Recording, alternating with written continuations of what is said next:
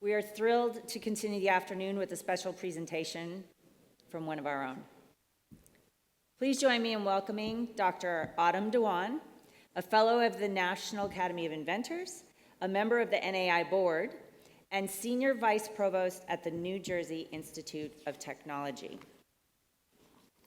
Dr. Dhawan is here to introduce the National Art Network Portal, Accelerating Research Translation, a bold initiative at the intersection of innovation, impact, and accessibility. Please join me in welcoming Dr. Dhawan to the stage.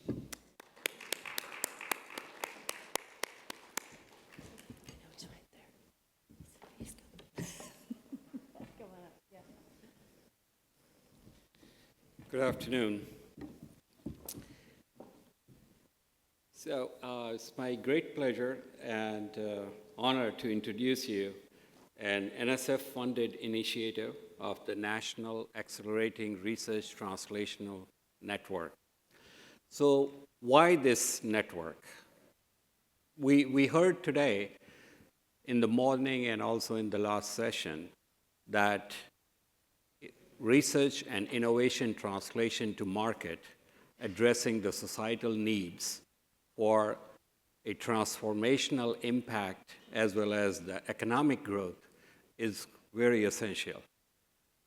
The ideas are generated everywhere. Dr. Gyan Chandani talked about it. But in academia is a major source of generating the new ideas, discovery of the new knowledge through the faculty, students, and the postdocs ecosystem that happens in the academic research labs. But there is a very long pathway between the ideation stage to the entrepreneurship and commercialization. When we talk about that particular pathway, some of you already know that, but I would remind ourselves what is called technology readiness level, TRL. So the ideation in the research lab with the proof of concept, with the available data or the hypothesis driven, for that particular innovation or the invention is called the initial proof of concept, and that is basically the TRL 2 and 3. At that particular point, it is kind of premature for any public investors to put the money in there. So we need to do that. What is the application-based validation, market validation, discovery of the market, what was called earlier NSF I-Corps, et cetera. So there is a long way, the bridge from the ideation from lab to market that has to happen successfully before it comes to the TRL level 5, 6, and so on. And that's the time when there is millions of the dollars of the investment comes into the picture. So that's why the NSF TIP Directorate that Dr. Gyan Chandani pointed out, created this very, very innovative program. It's called ART, Accelerating Research Translation. There were, last year, there were 18 centers that were awarded in the nation with 17 mentor universities. So this created an ecosystem of 35 leading research universities to look into the pathways from lab to market, and then providing the seed money for the translational research seed grants in order to help move the TRL level from 2 to 3 to 5 and 6, so that a commercializable and viable product could bring to the market and pre-commercialization phase where the investment will happen. So we talked about the startup challenges and everything, but this is the program that accelerates the translation of research and innovation through the formation of the startup company to the point where it is investment ready. And what is the NSF Art Network Portal? The NSF Art Network Portal is a one-stop access to the entire national ecosystem of the translational research projects that are funded through the ART program, those technologies in translation, plus the access to the collaborators and innovators, plus the tech transfer offices, plus the students and postdocs who are involved in there, plus the government agencies who are funding, and also the community leaders that are investors in order to see that whether they would like to invest into this particular, a particular technology in translation. So this is really a resource for all of us who are involved as a stakeholder in the ecosystem of research, innovation, and technology entrepreneurship. So just to sum up, the goals behind the NSF ART programs are building a larger and a stronger institutional capacity for translational research and innovation partnerships, providing the educational and training opportunities for the next generation innovators who are going to be the leaders of our society and transforming our economic impact, and also providing an access to the technologies in the translation through the various levels of the technology readiness level. So I would love to introduce this particular video, and hopefully this will work. Yeah. Hello, everyone. My name is Sean Chester. I'm an Associate Director of the New Jersey Institute of Technology Center for Translational Research. It is my pleasure to introduce you to the National Art Network today, made possible by funding from the ART program at the U.S. National Science Foundation. ART, or Accelerating Research Translation, is a U.S. National Science Foundation program dedicated to building capacity and infrastructure for translational research at U.S. institutions of higher education and to enhance their role in regional innovation ecosystems and thus make the nation stronger on multiple fronts. Advancing research for societal benefit requires more than discovery. It requires collaboration, translation, and action. The ART Network is a community dedicated to supporting, developing, and implementing translational research. We connect researchers, academic institutions, government agencies, community partners, industry leaders, and investors, all working together to accelerate the movement of innovations into practice.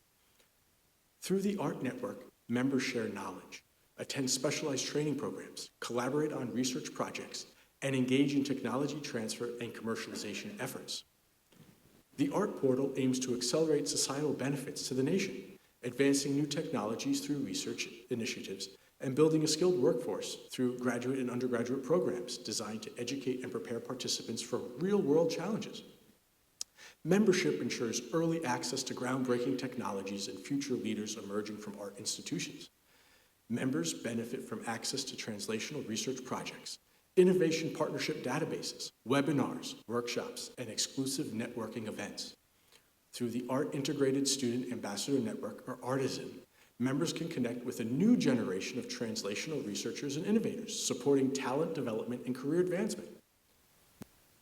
Hi, I'm Vivek Kumar, an Associate Professor of Biomedical Engineering here at the New Jersey Institute of Technology. Through my experience with ART-funded seed translational projects, I'm very enthusiastic for the future. We've been able to explore not just the fundamental utility of some of our exciting material platforms, but also understand market needs and translational pathways. Now, with the introduction of the ART Network, I'm even more enthusiastic for the future. Fundamental to the ART Network is the great network that it provides from seasoned and experienced faculty in the initial stages of translation, all the way to venture capital investment support, while touching on key IP, incorporation, and identification of beachhead market strategies. It allows someone like me to reach out much further and create a much larger impact to our nation. Complementing programs such as the regional or national I-Corps, the ART Network provides a local wealth of resources to bounce ideas, pivot, and enable effective.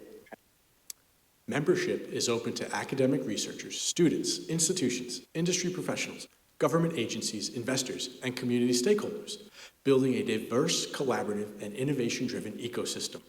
Please visit artportal.us to join us in building a collaborative, innovation-driven future.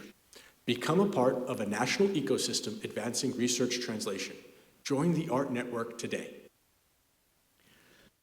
So just to cap that, if you join, and we are asking for the institution, industry, government agencies, community partners, and investors all to join this ecosystem so that you can have access to the national cluster of the technologies in translation, the students and postdocs who are engaged in translational research, but also more importantly, the educational and the training opportunities, workshop, and seminar related to this particular ecosystem.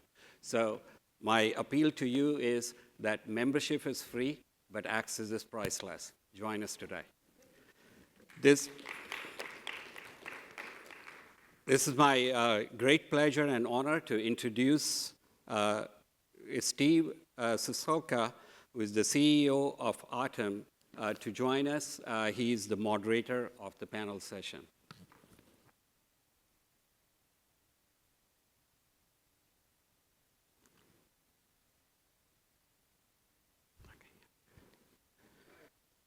Thank you, Atam. All right, as Atam mentioned, my name is Steve Susalka. I'm the CEO of Atam. Atam is a tech transfer association focused on growing and advancing technology transfer worldwide. And so many of you are very familiar with technology transfer, but I'll tell you, each of you have experienced it every single day. Whether it was that Honeycrisp apple you had at lunch, or the N95 mask you used, or Allegra to solve your seasonal allergies problems, all of those came from academic tech transfer. And so I am thrilled here to be leading this panel discussion on NSF-funded initiatives, the critical engines driving innovation from research labs to real-world impact. So as we heard over lunch today, the National Science Foundation has long played a pivotal role in funding transformative research. However, with the TIP Directorate, it's now expanded even further into turning those early stage research innovations into those products and services of tomorrow. So it's how these initiatives are managed, integrated, and leveraged that ultimately determines how their success and lasting impact survives.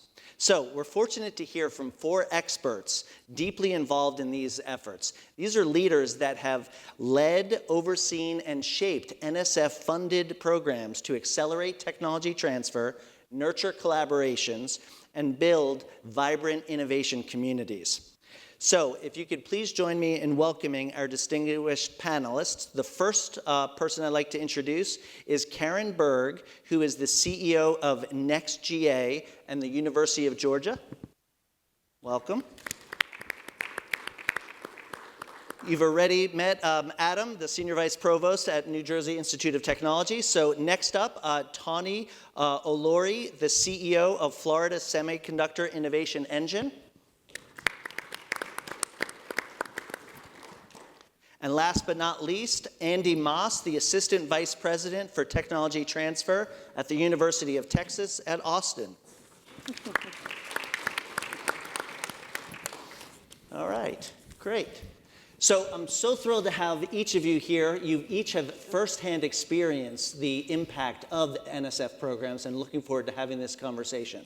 So why don't we start off with each of you briefly describing your role in NSF-funded initiatives at your institution and your core goals that you're working towards. So Karen, why don't I have you lead off? Okay, sounds great. That's the danger of sitting next to the moderator, is you get called on first. So I have been funded my entire career continuously by the National Science Foundation. That's over 2 decades worth, and so I'm extremely grateful, number one, for that.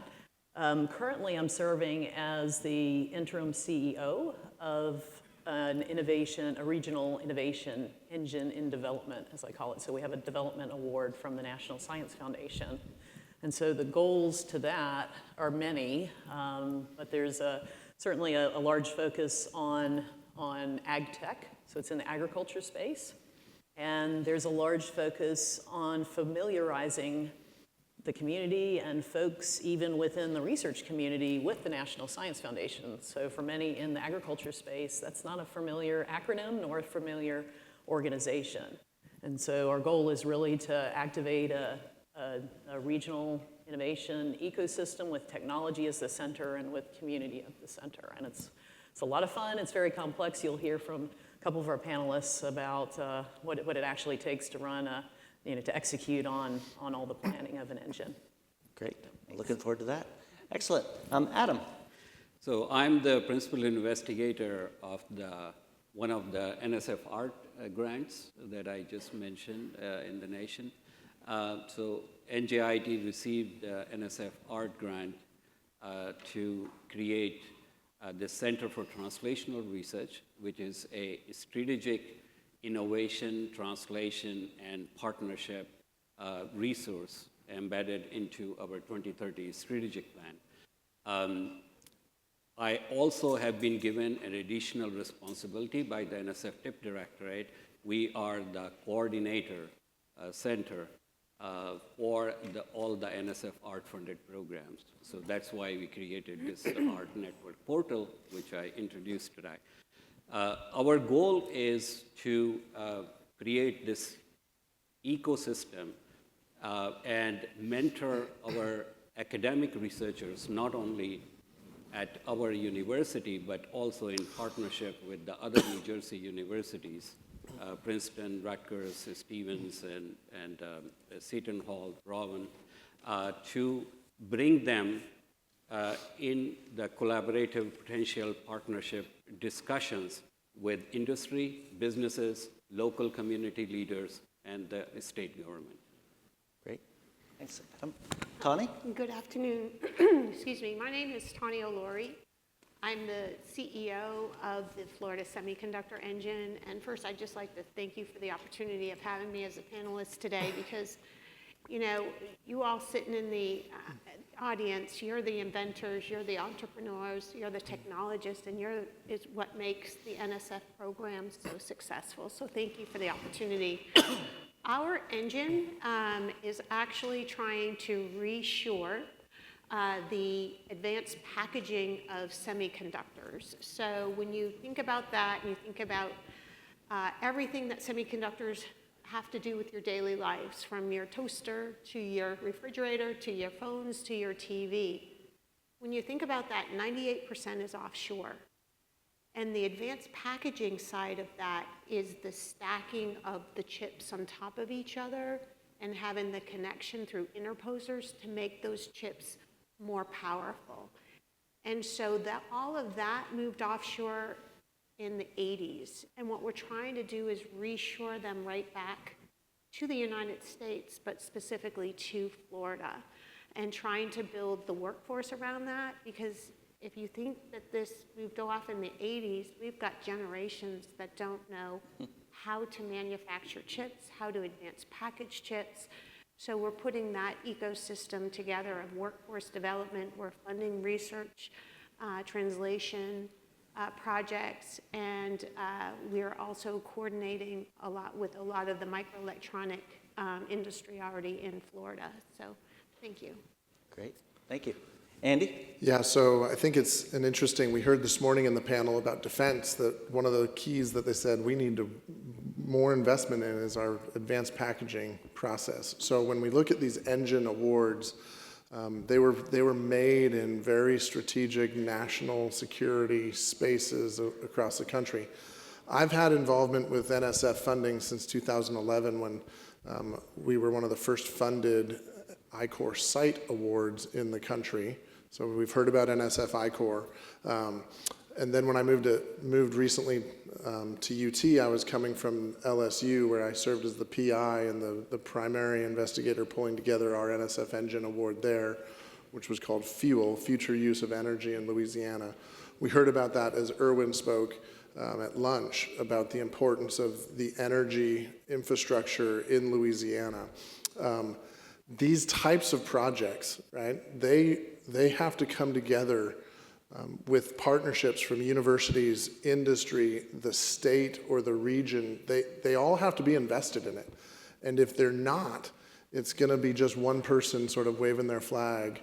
And so it's really about building a cohesive partnership before you ever even show up and say, we think that the federal government should be funding this type of an initiative.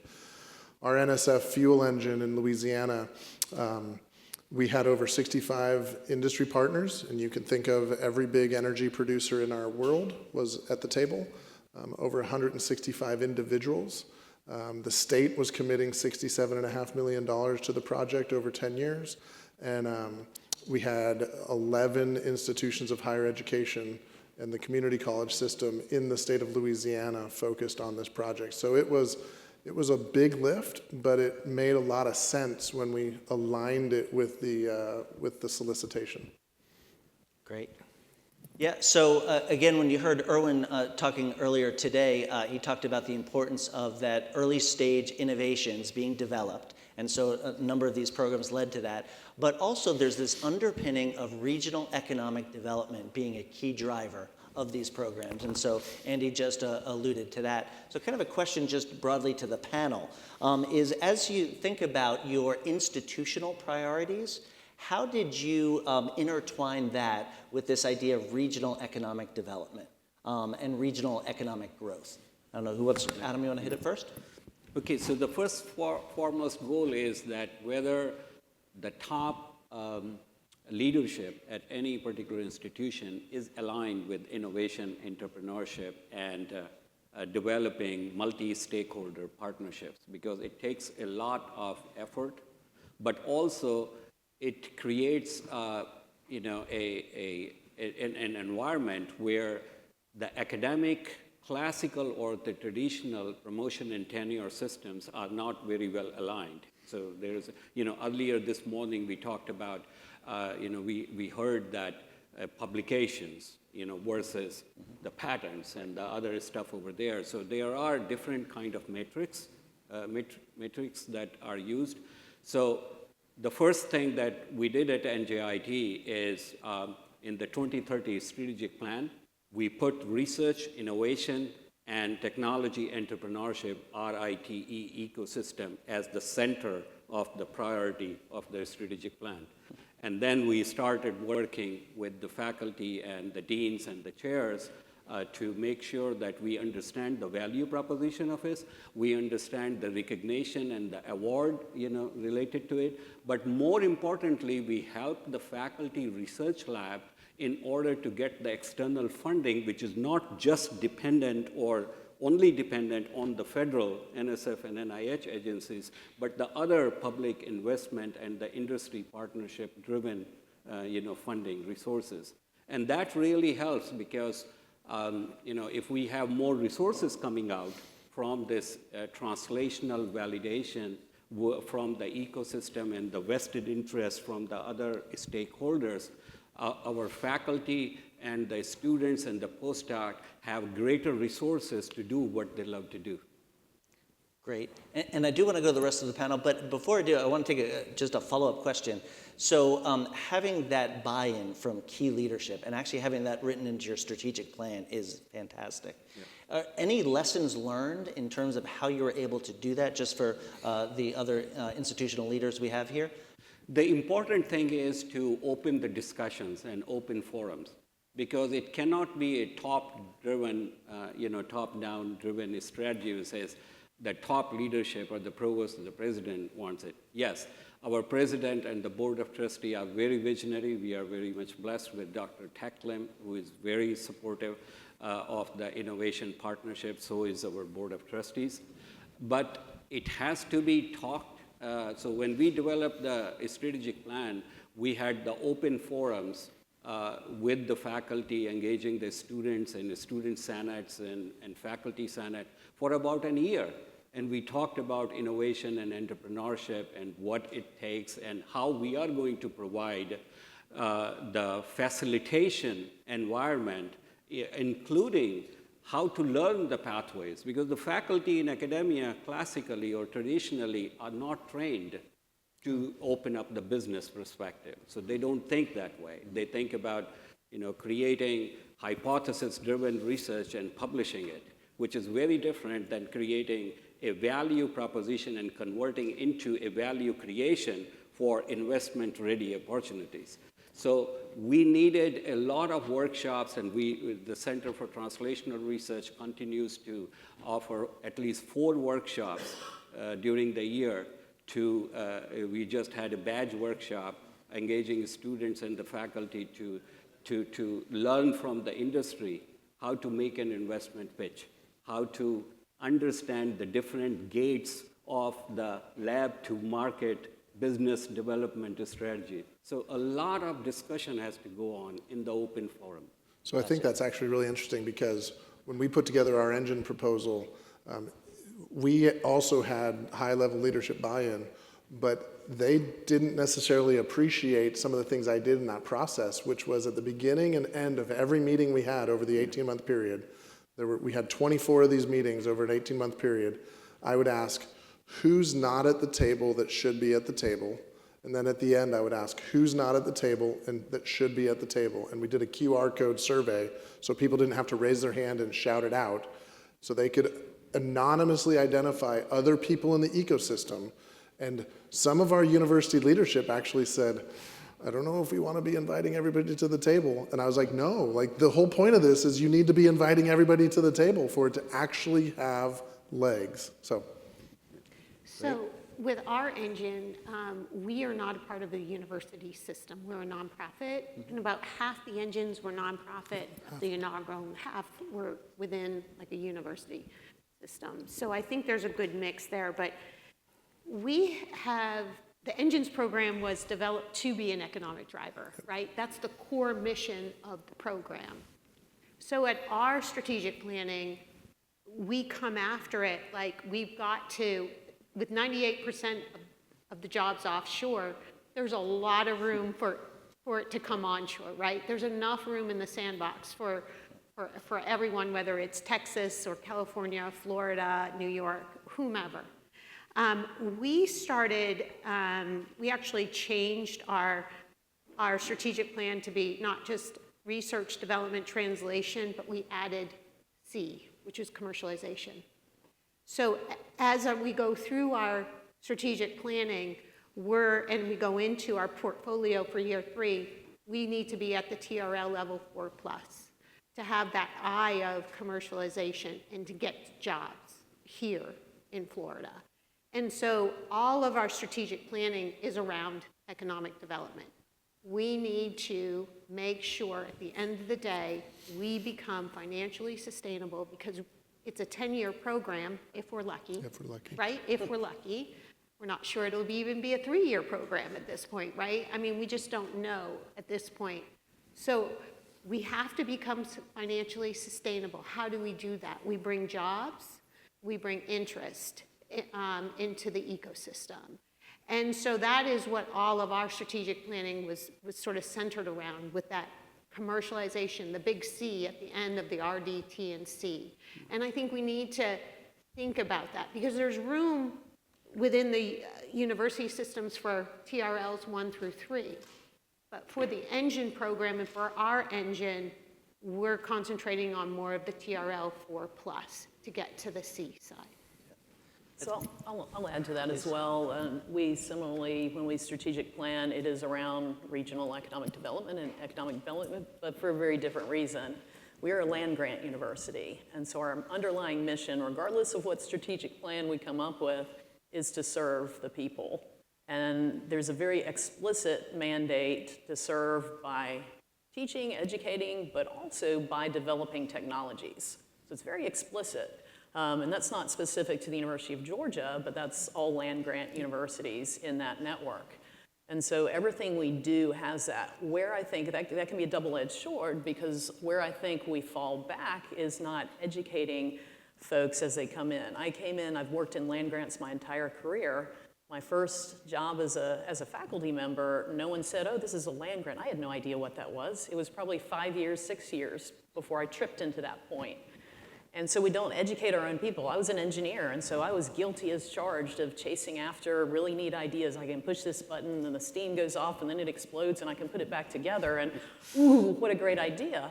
What a great idea with no problem to address. So I think our challenge is we sort of feel comfortable with, we're a land-grant university, therefore we do regional economic development, but we haven't been as proactive at drawing in folks that aren't involved, for example, in cooperative extension or in agriculture, that it's like oxygen to them. To the rest of us, it's very, very mysterious. And so I think at the previous panel, there were comments about how the tech transfer offices have evolved.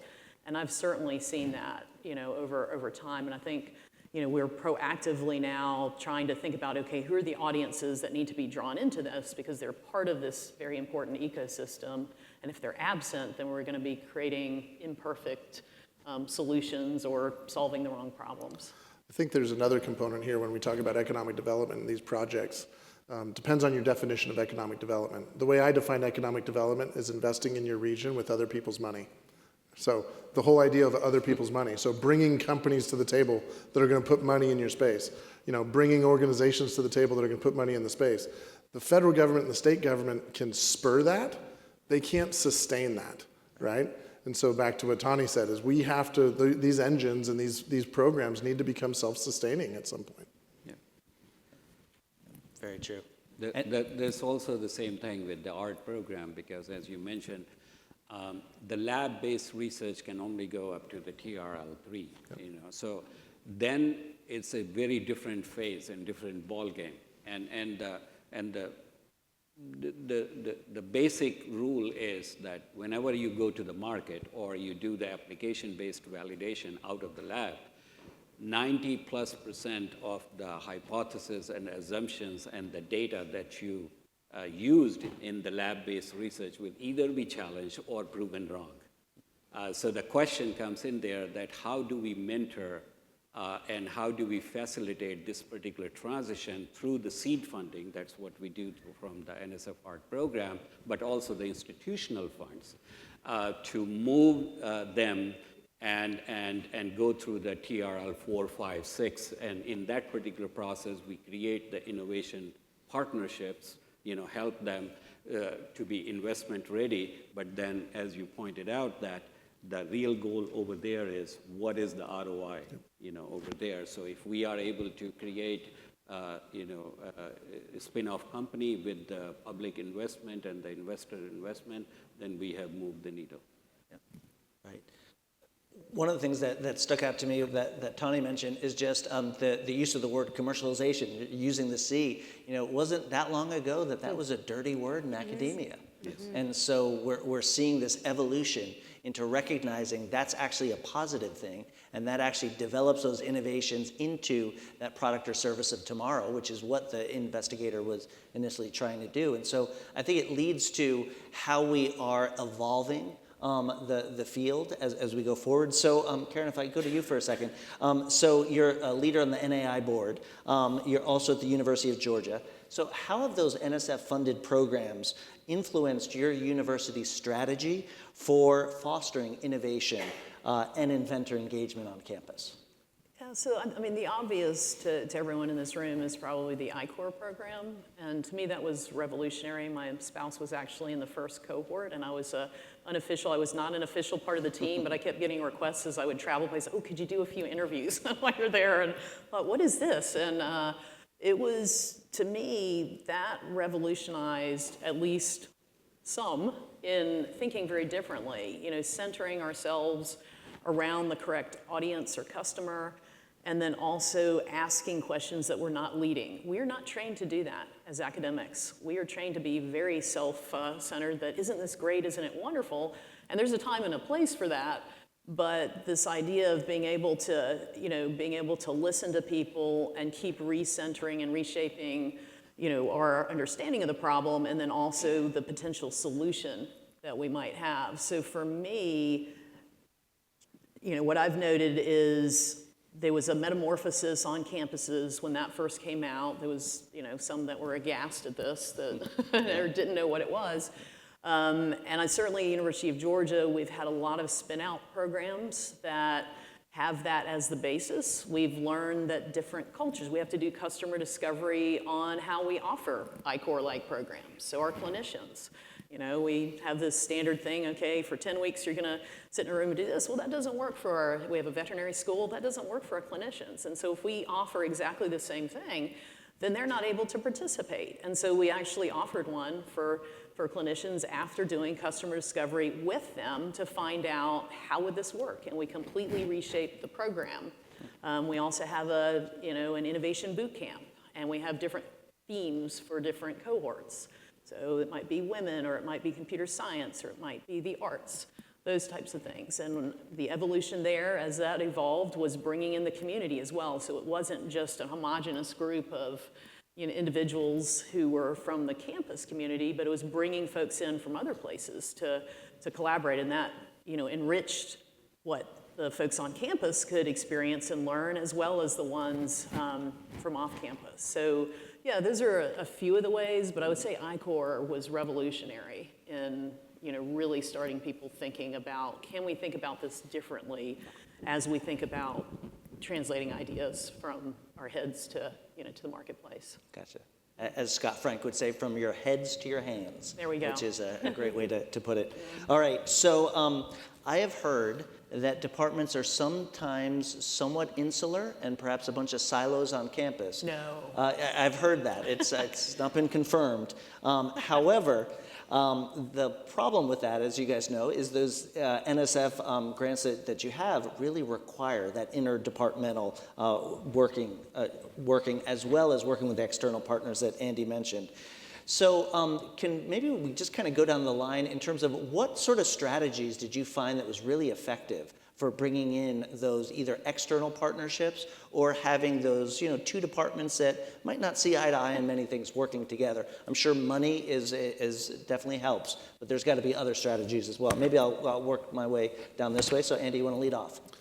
Yeah, so one thing that we do now at UT is we do what we call painstorming, where we bring several faculty together from different departments, and then we bring together a couple industry partners. And we don't ask those industry partners for money. Like our philanthropic team doesn't like that, but we ask them for their time and we feed them. And then we just posit a question and we say, we'd love to have you guys talk about this question and have lunch on us. And it's amazing how fast they become good friends and they want to work with each other and they want to collaborate.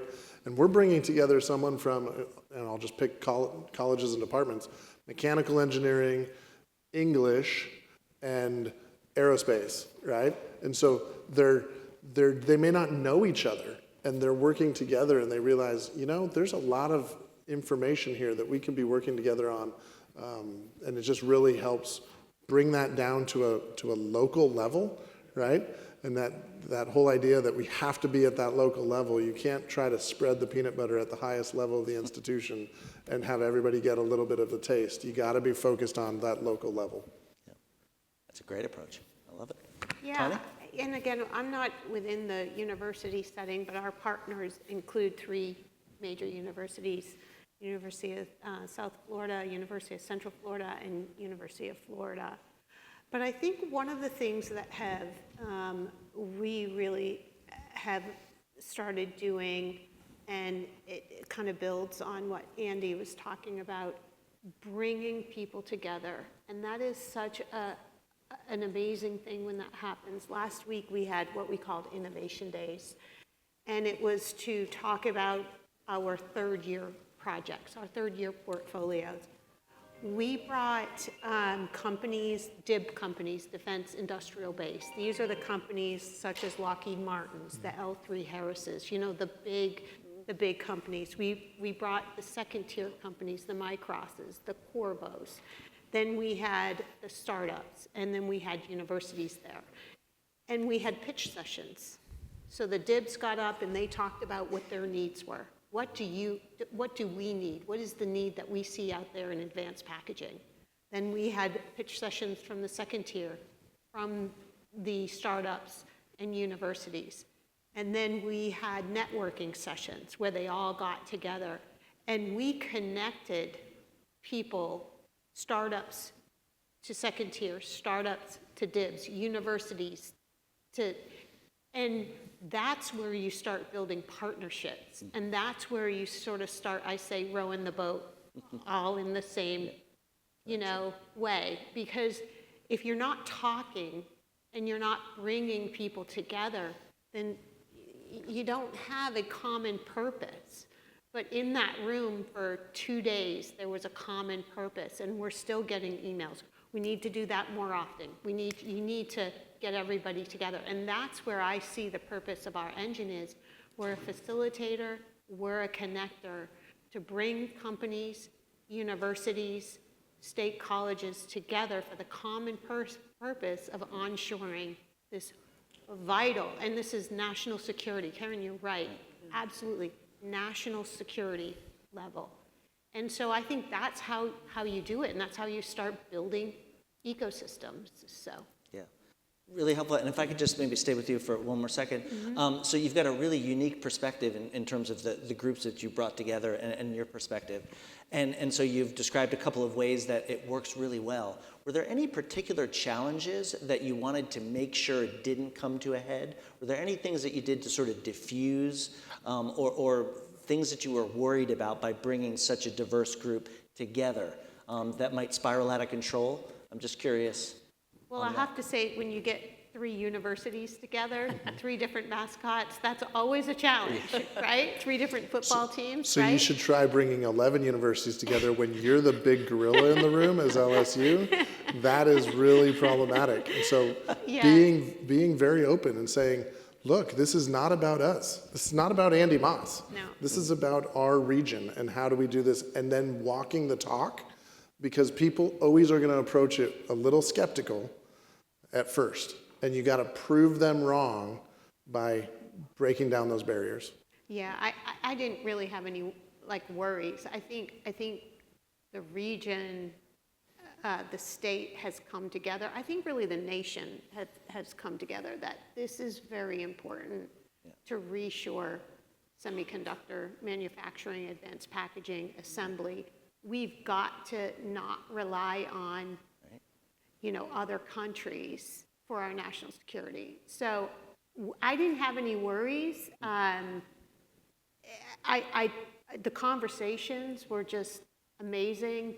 In fact, the DIBs, who are so, the very big companies, were coming to us saying, that was amazing. Thank you so much for connecting us with so-and-so who has a 2-person firm. So I do it again. We're going to try to do it quarterly for that. Great. Thank you. So what we do on a similar way, we call them a CTR workshop, Center for Translational Research Workshops. So we have 2 types of these workshops. One on, talking about and learning the pathways from lab to market and entrepreneurship, the TRL level that we talked about. But the other one is specifically deep dive into the problems of global challenges or the societal needs.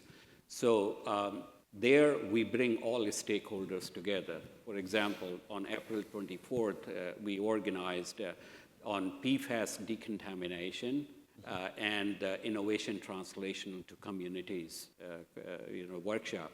Was 220 plus people attended. 42 companies from Veolia, Batal to the startup successful company, Raisentac and AECOM, they all were there. And 13 city municipalities and about 12 public utility companies from Jersey City Water and all those people were there. 5 university researchers. So we talked about the specific interactive panel about how do we solve this particular problem, where is the data. The keynote was from the New Jersey State Legislature people, but also the chief technology officer from NJDEP was there, and she talked about that, how they have enormous amount of the data on the clean waters and the PFAS decontamination, which academic researchers and the industry said, we want access to that. and in order to validating our technologies and other things. So this particular workshop alone bring all those potential collaborators and partners who never knew each other what they were doing.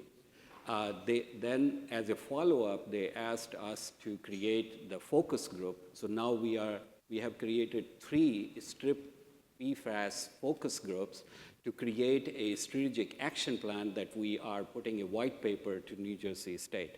So this is just one example, and I didn't have, when we bring all these people together, we were also skeptical that how those discussions and open forum are gonna go, but was very pleasantly surprised that they were so happy and so appreciative. We didn't have the challenges that you mentioned.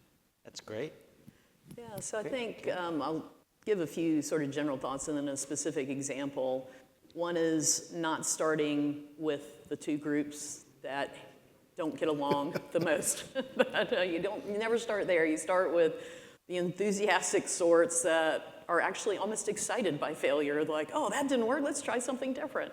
So there's that. And there's also a getting to know you phase, where it's really, really important, and it's often overlooked because often there's a deadline, and oh my goodness, we all have to run to the finish line, and you realize what happens is everyone's running in a different direction at different speeds, and someone inevitably gets to the finish line first, and they look around and no one else is there. And so it really is important where possible to have that time to get to know one another. So I'll move to the specific example. So I was at Kansas State University. I served as vice president for research there prior to coming to the University of Georgia. And a program that I put in place was called the Knowledge-Based Economic Development Program. And it was, I thought, a fantastic sort of stone that was built on many things that were already in place there. We were already meeting monthly with the city. So the Chamber of Commerce and the mayor's office, we would all meet together and get to know one another. We were neighbors, we were colleagues. Then we were also, they had a list of companies that they wanted, they were thinking about recruiting, and we also had our industry base right there as well.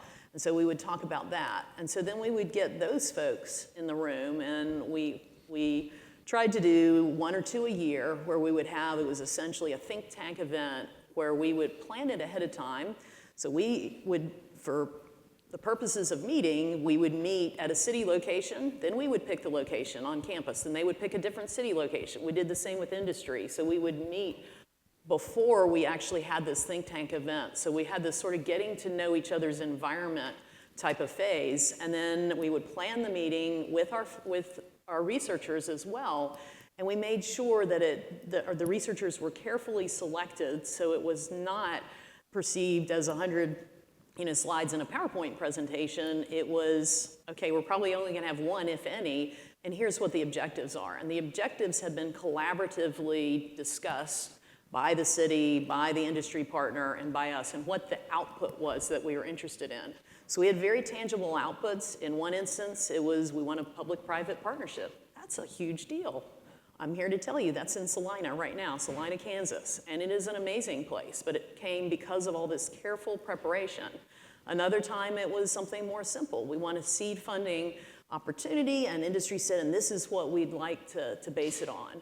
And so again, it was building the trust and the familiarity ahead of time before we had that sit-down meeting, and making sure everyone was aware of the rules and picking the right people to be at the table to then convince others that, oh, they're having fun. How do we get in on that as well?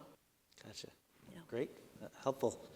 Let's see. We've got maybe another 10 minutes or so before we move to questions, but you guys are still mine, so I'm firing away these questions here.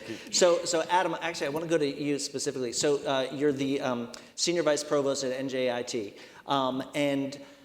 My question for you is, how do you align NSF funding with your institution's priorities around research commercialization and technology transfer? We're seeing kind of those 2 things blend in a way that they hadn't 5-10 years ago. Yeah.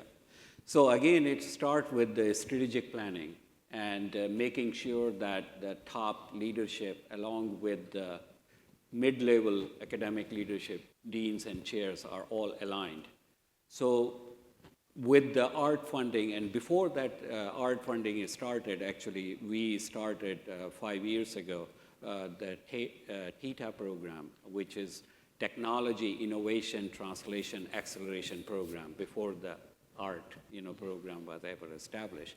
So in that particular program, we created an industry investor board, external advisory board, and that board reviewed all the multi-stage proposals from the ideation paper to concept to the full pitch presentation, and then selected the technologies to invest into as a seed grant.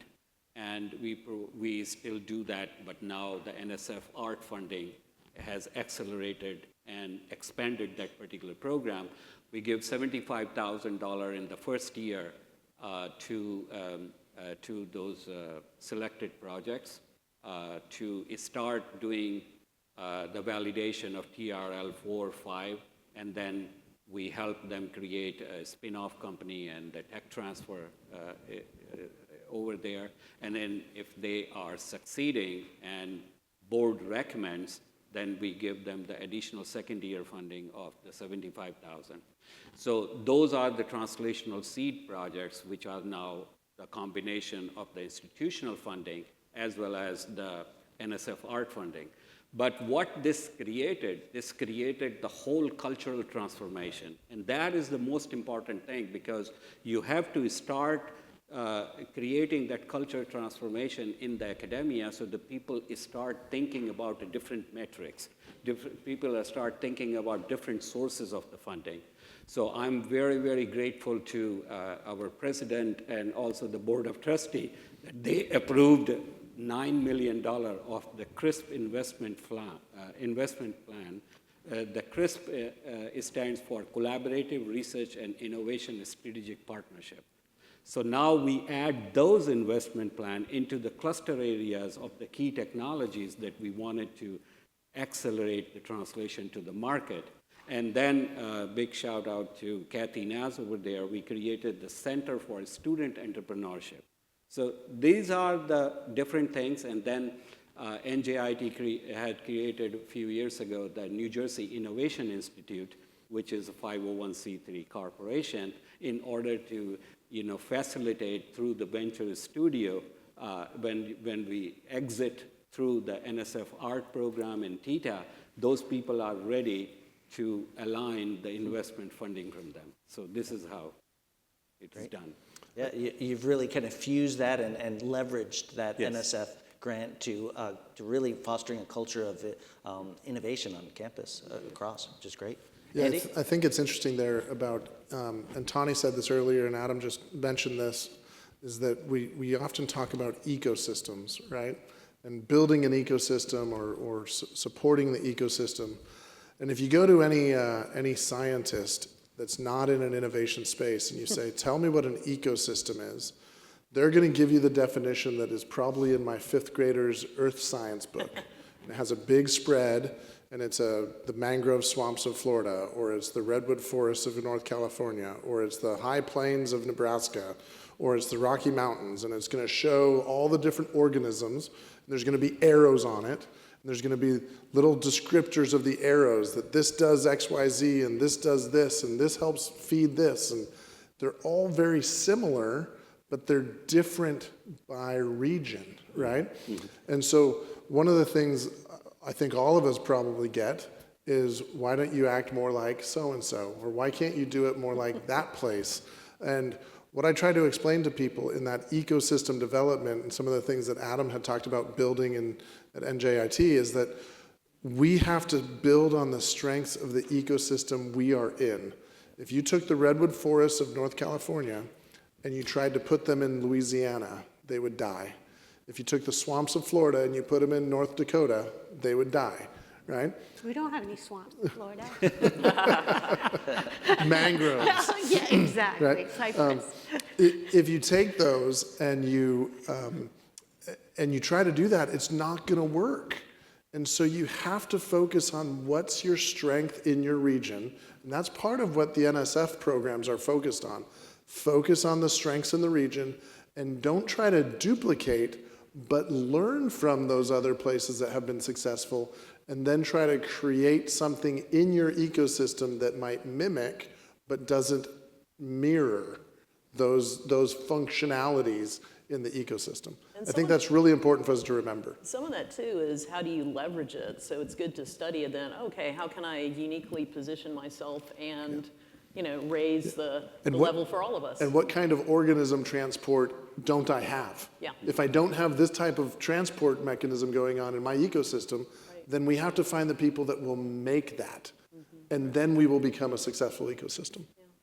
And the main thing is that when you bring people into a meaningful engagement and they see win-win situation of developing additional resources that they didn't have it, the acceleration and also the evolution will start. And they all are going to be an integral part of that particular ecosystem, and they become the driver. I think you have to remember too, though, and I like to always say this, building ecosystems is not for sissies. It just isn't. It's not for sissies. It's not for sissies because you get knocked down more times than you want to even count.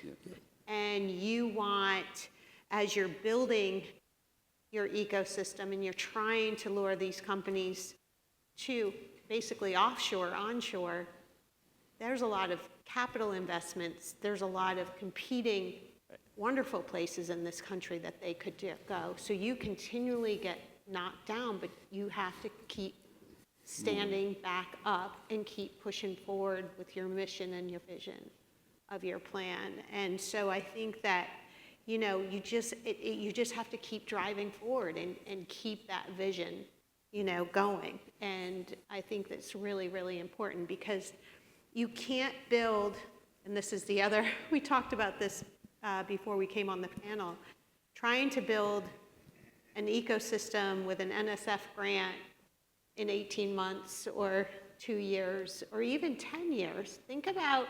Just think about Silicon Valley. When did that get started? It got started in the 50s, okay? And it wasn't built in 10 years. It takes a long time. And so you have to have patience, you have to have perseverance, and you have to keep getting back up. And remember, you're not a sissy. You just keep moving.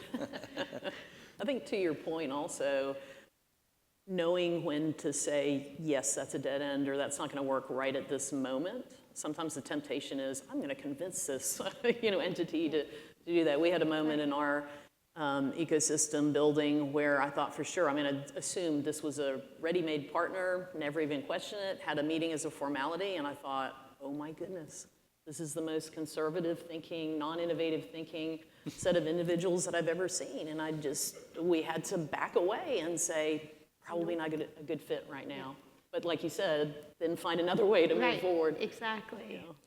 And some leads are not going to work out anyway. It's we started in 2 years with 13 TTAP projects, 5 startup company, and 2 are already coming to the point where that is not going to do. So the expectations, but also the milestones assessment. That is very important. I think we can start a particular lead, we can start a translation project, but if all players are not understanding the strategic directions with the milestones and their assessment, then that investment is not going to pay off. Great. Well, we covered a lot of ground. I want to do one last speed round before we go to questions. And that is, so you've got a room full of leaders from around the country. What advice would you give to universities or inventors seeking NSF funding to maximize their likelihood of impact and success? I'll let Karen, I'll have you lead off that. Okay. So what advice would you provide? Yeah, so certainly listening early in the process and involving the consumer, the customer, however you want to describe them, in the ideation process, not developing an idea and then coming along later saying, don't you think this is nice? And communicating in places where they like to receive information, not where we like to deliver information. So I think probably if I had a number one, that would be it. Perfect. Good speed round answer. All right, Adam? Create a strategy, milestones, and the assessment protocols listen to stakeholders. Well done. Yeah, my background wasn't NSF. I just started on the program in August. But I would say, you know, NSF, in working with them, and you heard Erwin speak at lunchtime, they provide and they want you to succeed. They really do. And they will provide you the resources to help you succeed. All you have to do is ask. And so I would say, don't be afraid to ask for help. Don't be afraid to ask for advice. And, you know, lean on your colleagues. All of these people on stage have so much experience. And lean on them and ask them for help and advice. Don't think I can just do this alone, because you can't. You can. That's great. By definition, a PhD says that they know all the details about something and they can teach somebody else about it, right? And the difference in sort of innovating and commercializing and moving technologies to the marketplace is you don't know all the information. And if you're going to spend the time and try to get all the information, like you were trained in your thesis or your PhD dissertation, that you don't write anything down that's not 100% accurate and you can prove, then you're not going to be successful. So you have to be willing to take those risks. And the fact is that entrepreneurship and innovation and commercialization is a feel. It's not something you learn by reading a book. It's not something you learn by watching a lecture. It's not something you learn by being lectured to. It's something you learn by doing. And so that I-Core program that Karen talked about, that experiential learning, be okay to try things out. Inside the academic institution, it's okay to fail. We talked about that earlier. And I look at the job that we take on of, we're the ones running behind the bike rider when you're teaching somebody how to ride a bike, holding them up on the seat and letting go. And if they want to crash, they crash into the soft grass. But they get back on and do it again and then crash on the soft grass. But once they know how to ride a bike, it's not about being lectured to on how to ride a bike. It's a feel. The feel of how what that balance is like. That's what entrepreneurship is and commercialization. All right, good. Great analogy there. All right, and what do we move to? Questions? Yes, first question. The topic is preparing a successful proposal. What tips or advice do you have for preparing a successful proposal, and what feedback did you find most useful so far when working with NSF program managers? Let's take that first. All right, Adam? So the first thing is that the proposal has to be well thought out with respect to what are the goals. You know, they cannot be, you know, vague or very ambitious, you know, goal that doesn't have a specific strategy to back up the milestones and the stakeholdership associated with it. In translational research and commercialization entrepreneurship, you have to bring all, you know, the stakeholders' perspective. Even if you can change the stakeholders later, you know, the people over there, but, you know, these people have to give their input in there. Like you said, that, you know, the scientific query-based or scientific research or basic and applied research from that particular manner, you know, usually faculty are the drivers, right? So they do things what they think are the best. But here in the translational research proposal, you have to listen. You said that. You have to listen to the stakeholders. You have to listen to what actually the problem is and how this is going to create the outcome which will benefit the stakeholders. And I'll add to that, thinking of the stakeholders. I read a lot of proposals when I'm reviewing that says basically, well, I talked to some people who knew what the problem was. That is so incredibly indirect, and it's like a game of telephone. That information has been lost, and so you as the PI needs to have a direct conversation, or you and your team need to have a direct conversation with the folks, you know, that you're centering this solution around, because first you need to listen to them before you go forward. So I see that quite a bit. Also with NSF, impact is everything. So how will you affect the world, the globe, beyond your sphere? And so even in the engines, these engines are massive. We're asked constantly, how does this make a difference outside of Southwest Georgia? And we have answers to that we're talking about global security, food security, and technologies that can be translated elsewhere. So making sure that is crystal clear how the impact is beyond just the team that you're talking about. And then the second part was about program directors. Communicate frequently and often with your program director. As Erwin said, when he was chatting with us during the lunch hour, they are very much wanting to work with us. They're expecting outreach. I speak with ours on a regular basis. We have a standing meeting, we have a Zoom meeting. We have a cooperative agreement, so that means something slightly different, but it is no different than when I've had grants. I've always wanted to bounce my ideas and my thoughts, and we have much richer project because of the input of the program director, who has a very different perspective and who's seen a lot of, a vast array of projects. So those would be my thoughts. And I'll say, so we can get to another question, I'm happy to talk to anybody offline. I spent some time with Karen when they were putting theirs together.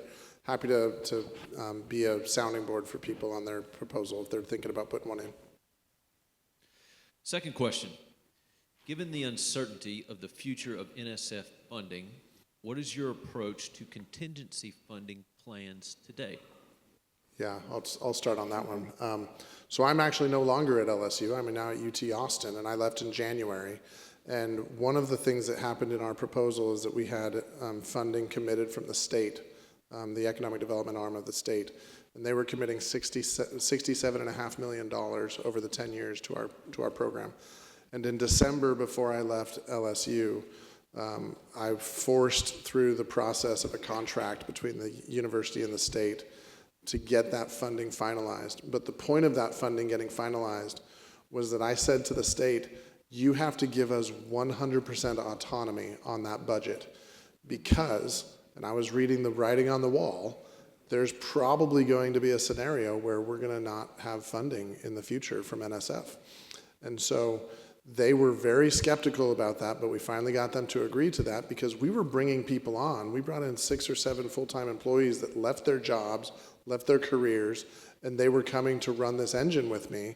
And if I said you only have a 2-year runway and then you may not have money, that's going to be problematic. So that money is $6.75 million a year. We were starting with $7.5 million a year from NSF. Being able to tighten our budgets down a little bit and fall back on that state money was a critical path to make this thing successful. So we had that contingency funding from the state. It wasn't from a bunch of small checks. That's the other hard part. A lot of people want to bring a lot of small checks to the table. Having one funder with one big check is really, really valuable because then you only have that one partner you have to manage and process. I can tell you right now, doing our strategic and implementation plan, that's probably been the hardest. Yep.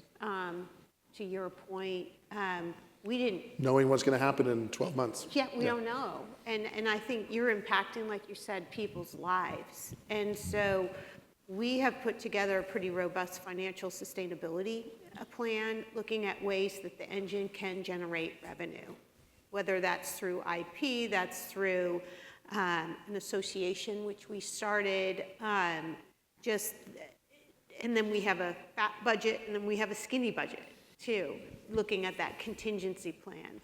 But I think that it's really important, anybody going into any of these federally funded programs, having contingency plans and how you can generate income for yourself, become financially sustainable, because you just don't know. Yep. And it's all appropriated dollars. Even in normal times, NSF funding, there's a beginning, a middle, and an end. And in many instances, most instances, it's not renewable. And so, thinking about the engineering research centers, you need to start immediately thinking about how, what the plan will be following that. I don't live in a magical state that you just described, where there's one lump sum bolus. And so we are actually thinking the opposite and doing the opposite of finding different sources, so we have a balanced portfolio, so we're not dependent on one particular stream of funding. Just very quickly, Last what word. we have taken the approach is the stakeholder engagement. Because, if you look into the data by the NSF Scientific Advisory Board, you will see that 76 to 78% of the total R&D expenditure in United States, which is about $900 billion in 2023, is in the industry and the business sectors. Only $47 to $48 billion in 2023 from the federal government went to the academic, research over there. So if you look into the market share point of view, we are missing a big time if we are not engaging the stakeholders, the industry for there. But the industry is going to invest into looking into the technology readiness level and what their goals are. So our approach is to align the stakeholders and then create an investment strategy working with them. And we already are seeing two of the technologies. Now, there are industry partners who were there. They have started investing into, and they have given us $500,000 grant, on one of the projects just 2 weeks ago. Great. Fantastic. Wonderful. All right. Well, this has been a great conversation. Please join me in thanking the panel.